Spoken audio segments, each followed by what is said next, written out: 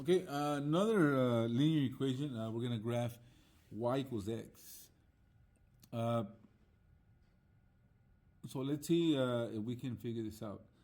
We're going to use creating a table. So we're going to create a table to graph, which will be part one.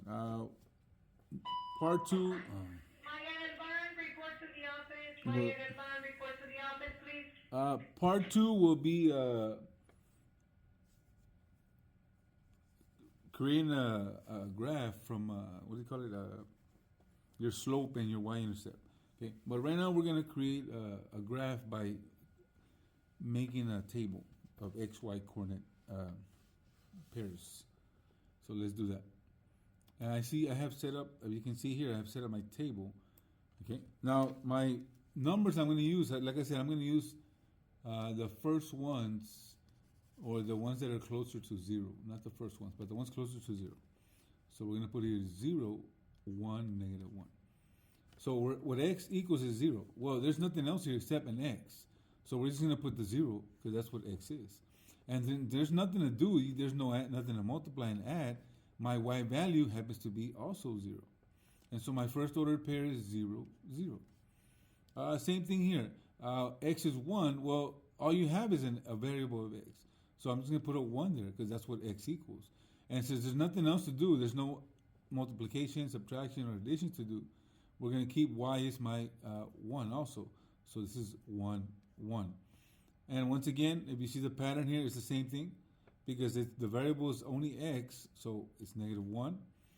And y is also negative 1. So we have negative 1, negative 1. And so that's what I'm going to graph on my,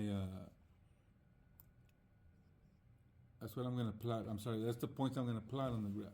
Okay. So the first one there is 0, 0. Okay, so we're going to plot 0, 0. So there goes 0, 0. Next one I'm going to put is 1, 1. So 1, positive 1. Okay, and then the next one I'm going to put is negative 1, negative 1. So negative 1 to the left and negative 1 down. Okay, and so the next thing you're going to do is you're going to create a line. And so you're going to create a line there, and it's going to connect all the points at the same time. Now you got to ask yourself, does it cross the origin?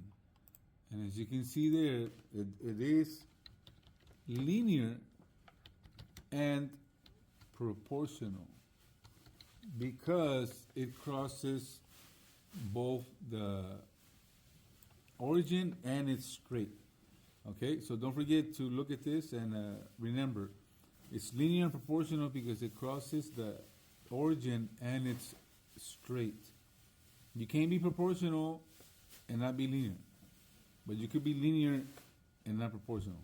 Okay, so just a little something to think about. And hope this helps. Adios, and see you mañana. Bye bye.